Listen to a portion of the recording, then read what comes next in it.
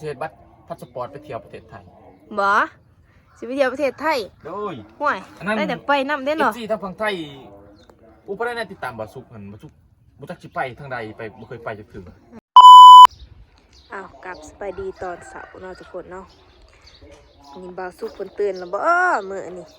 มาหาเพิ่นแต่เช้าๆมื้อนี้ทุกคนเอ้ยตื่นแล้วบ่ดีบรรยากาศก็หนาวเย็นขนาดเลยบ่าวสุกย่างโอ้ยทำไมอีกไฟมาโอ้ค่อยนี่แหละเฮ็ดอีหยังล่ะปิ้งป่านะเอ้ยปิ๊กป้าโอ้ยเขาซ้ำขี้เขาแต่เช้าเอ้ยมื้อนี้สิเอาไปไสมื้อนี้จะมาแล้วคนมันนะเฮาถ้าคนเผื่อคนมันโอ้ยทานแตกป้าอีหยังละปิปานิ้นนะเอ้ยโอ้ปานิ้นทุกคนนึกว่าไผก็แห้งแต่ลูกจังทุนไผโอ้ยแล้วเพิ่นเอาเงินมาให้แต่อีน่าอีนี่มาไผจะเอาเงินมาให้เจ้าคนเงินมาให้ก็ยังใกล้ดอกบ่สุก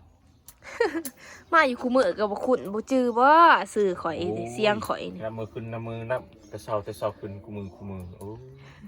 มาหาแต่เช้ามื้อนี้ข่อยสิไปเวียกก็เลยว่ามาหาแต่เช้ามื้อนี้ตีป้ากินข้าวแล้วกันสิออกให้ไปกวนบ้านบ่มื้อนี้ผู้พาให้เปียกแล้วบ่มีเงินหมดโอ้บ่ทันได้ติดคนเอ้ยเมื่อวานเอาไปหาเพิ่นอยู่ให้ไปกวนมันน้องมันเพิ่นหัวบักใหญ่ทุกคนเอ้ยเพิ่นมามื้อนี้มาหาเพิ่นแต่เช้าอีมื้อนี้ยานบ่ทันเพิ่นเด้มาหาเพิ่นว่านี่มาซวยหลายบ่ทันเพิ่นเอามื้อนะเอามื้อให้นะบ่ผิดเพิ่นเอามื้อให้กวนมันทุกคนเอ้ยบ่าวซุปก็นั่งปิ้งปลากับมาหน่อยตัวนึงเนาะอีข้าวอีข้าวโอ้โซนี่โอ้ใหญ่เนาะมาเจ้าโซนี่บ่จักมอนปานใดซุเป็นไดโอ้บ่ได้ปลาลิ้นภาษา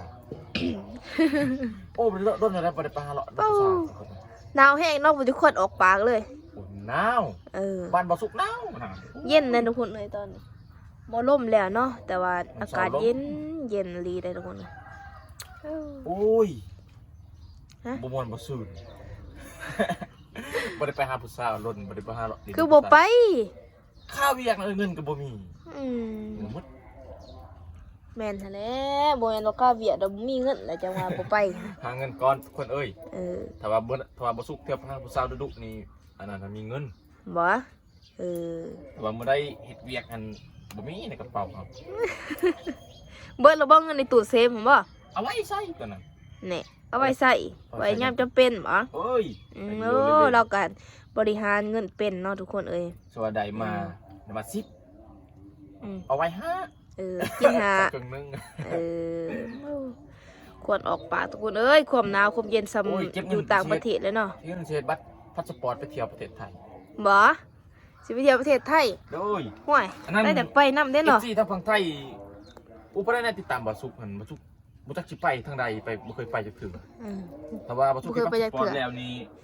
โอ้อยากติดต่อหา FC ทางฝั่งไทยปริญประเทศไทยสิไปกับไผล่ะไปผู้เดียวเฮานี่แหละเอาข่อยไปนำติบ่ได้ข่อยฮู้จักอยู่ดอก FC เอ้ยไผในอันติดตามบ่สุกเบิ่งประเทศไทยบ่สุกจะปริญประเทศไทยไปหาเที่ยวไปเที่ยวสยองสยามเพิ่นว่าขับกอกนุ่งแพรโอ้พอดีเพิ่นเสือผู้นี้มาแต่ไสอีกหมู่เสือเนาะพอดีเพิ่นจับส่งบ้านเลยนะเอ้ยก็เสือพี่บะติเนาะโอ้ยต้องใส่ดอกทางไปเด้อทุกคนเด้อพากันเด้อ FC ทางไทยเด้อบอกในทุกคนเอ้ยว่าแหล่งท่องเที่ยวมองได้ที่ว่าม่วนตัวได้ที่ว่าเขานิยมไปหลายเนาะทุกคนเนาะไปเที่ยวประเทศไทยเที่ยวมองได้และมาสุกพาสปอร์ตแล้วก็ไปเที่ยวมาสุกเพิ่นมีเงินหลายนั่นแหละครับเพิ่นปีกปลากินข้าวแต่เช้ามื้อนี้ไปพุ่นแล้วประเทศไทยแต่บ่ได้ว่าดอกเพิ่นสิออกให้เอาหน้าแต่เช้าโทษเอ้ยมื้อนี้มาหาเพิ่นแต่เช้าได้มื้อนี้เพราะว่าคนว่าไปผู้เดียวกับบริจักนาจักลังเฮาบ่เคยไปจักตัวจักสิไปลงตกรถแถวนั้นเนาะจักสิไปลงอยู่ไสจักสิไปคืนอยู่ไสทุกคนเลยโอ้แต่ว่ามีหมู่มีครูอยู่ฝั่งไทยก็ยังไข่เฮ็ดบัตรแล้วก็ลุยเลยไปเที่ยว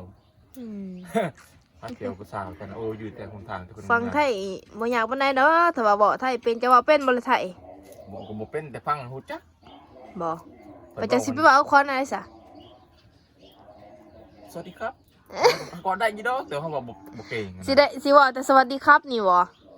เพิ่นเว้าภาษาไทยมาเนาะฟังเข้าใจนะเอ้ย เออแต่ว่าเฮาสิเว้าออกไปเฮาเว้าบ่เป็น บ่เป็นเจ้ากันเขาก็พังเจ้าเข้าใจก็สื่อสารกันบ่ได้อีก โอ้ยเขาฮู้จัก จะบอกคือเจ้าเห็นเว้าขาวเว้าสวยแฮงคักหมู่ยังบ่เข้าใจคัก โอ้เฮา เว้าคันว่าเว้าคือข่อยนี่หั่นเขาก็สิเข้าใจอยู่เว้าคือเจ้านี่แฮงแล้ว เขาฮู้จักนะเอ้ย เขาก็บ่ไปแถวกรุงเทพมหานครอยากเพิ่นฟังบ่เข้าใจ สิไปแท้ได้ซั่นน่ะสิไปเที่ยวหมองอันนั้นมันก็คือบ่ไปบ่ม่วนไปได้แน่ นะเอ้ยมันสิมีแต่หมองเดียวตอนท่องเที่ยวประเทศไทยมันสิมีแต่หมองกรุงเทพมหานครชะยามชะเยิมนั่นโอ้ย บ่สุกเพิ่นมีเงินได้เด้อทุกคนเอ้ยเพิ่นสิไปเที่ยวไทยพุ่น เฮ็ดบัตรสปอร์ตก่อนทุกคนเอ้ย คักกันนานเลยทุกคนเอ้ แนะ ย นำให้เด้อทุกคน FC ฝั่งไทยโอ้บ่สุกมาจากหน้าจากหลังเลยไปมัวซัวโอ้ยไปนอนแคบทาง เดี๋ยวแต่ว่าตอนนี้หันกนบ้านก่อนเพิ่นว่า มันแล้วก่อน กนบ้านก่อนหาเงินเก็บเงินก่อนทุกคนนั่นแล้ว บ่ได้ไปดินเงินหมด เพิ่นได้เงิน แต่ว่าบ่สุกมีเงินนี่ FC ได้เฮ็ดรถผู้สาวของนางอันนั้นแหละ พาไปหาได้ตีแล้วผู้สาวงามๆกันล่ะสิใส่มีผู้สาว บ่ทันได้มี สิเอาให้นะ โอ้อันนั้น13,000เอามาเฮ็ดซะ บ่แล้วจะไปเจ้าซื้อหยังแน่เขากิน เอาแล้ว สิเบิดลวงเบิดหลาย ความไปบ่ได้ถ่ายคลิปก็ว่าสร้างสรรค์กินนั่นกินนี่ไปหันไปนี้น่ะ บ่ โอ้ย ไปแต่ละเทื่อเมื่อเท่าไหร่ อุ้ย2-3แสนเลยนะ โอ้ยสำนักสำนักแลเลี้ยงสาว 2-3แสนสนมูกน้ำมันเอาไป ก็เลยว่าสิเบิดเป็นล้าน อันนี้นี่บ่สุกสิขึ้นไปทางโรงงามอันนี้เมืองโรงงามของประเทศลาว เออ สาวหลายทางนั้น ขึ้นไปหาผู้สาวได้ทุกคนเลยเดี๋ยวนี้นะ โอ้ย ไปใหม่นะเอ้ย ปีอีสางเอา หัวมันมาจาก เรืออะไร พวกปีหัวมัน พออยากซุกเอาหัวใส่ อันนั้นแหละ อืม มันนี่บ่สุกสิขึ้นไปทางโรงงามเลยทุกคนเด้อ มือนี้ โอ้บัดนี้นะเอ้ย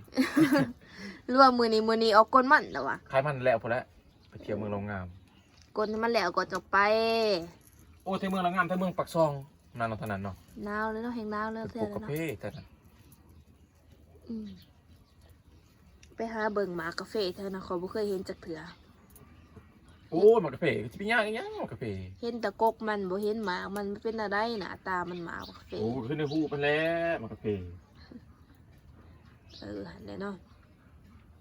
มื้อนี้ขอยสิไปเวียกทุกคนก็เลยว่ามาแวะหาบ่าวสุกแต่เช้านำนี้เนาะ มาแต่เช้าโอ้ย เพิ่นก็ เอาไปเอามานอนมาทันได้ตื่นเฮา หน้าเพิ่นก็ทันได้ล้าง อัน เพิ่ นี้ น เฮ็ดเวียกชื่อได้ตื่นแต่เช้า บ่เสาร์บ่ทันตื่นเนาะเพิ่นก็ปีงป่าเพิ่นสิกินข้าวเสาร์เพิ่นสิพาเอาไปกนมันเพิ่นทุกคนเอ้ย กลัวมันทันสุก อืม ที่เขาได้แต่น้อยนะครับ กินน้ำหน่อยติ โอ้บ่ได้โอ้ปลาตัวเดียวกินบ่อิ่ม กระทายชื่อกันทายได้ไปกินน้ำกินบ่ได้นะ โอ้ยเนาะโหป่าตัวบักใหญ่ โอ้ยสำนีเนี่ยเอิ้นใหญ่ กิน2คนพอดี บ่นา หนาวดิเนาะ เยือนตัวเองอยู่ซ่านเยือนซ่านตัวเองบ่กินมากินน้ำหมู แต่ละกินนี่ตื่นขึ้นมานะยังทะละหลากสำเร็วมาหาเจ้าก่อน โอ้ดาเป็นบัตรอลิอลอนเจ้าว่าน้ำทิพย์เจ้าโอ้ โคตรเลยเหรอ เอ้า ปิ่งสุกแล้วก็ซีมแม่ติแซ่บบ่ซื้อเอาบ่ป่านะ บ่ได้ตึกเอาแน่นอนครับ เจ้านี่น้องโอ้ยเย็นเลยทุกคนเลยมานั่งโยหนองนี่เบาสุกใครได้นั่งพิงไผ่ทางไหนพุ่นอืม ไปนะทายร้านนั่นน่ะข้างหลังนาน้ำตาลเฮามัน ได้ไรก็ได้บ้านี้สิเอาแต่เสาเทบ่ให้ก็ได้ฮะ มาแล้วนั่งเอ้ยเพื่อนผมสูตรว่ายังวางไปปิดยังบ่ปิดอันนี้หน้านี่ก็โอ้ตอนหลังตะกลังอลีปวดหัวไปเสาที่4เอา เพิ่นหายแล้วทุกคนเลยอ่ะเพิ่นให้ปิดก็สิปิดให้เพิ่นทุกคนเอ้ยมีแต่ว่าให้ทุกคนฝากติดตามคลิปของพวกเราต่อไปเด้อทุกคนเด้อ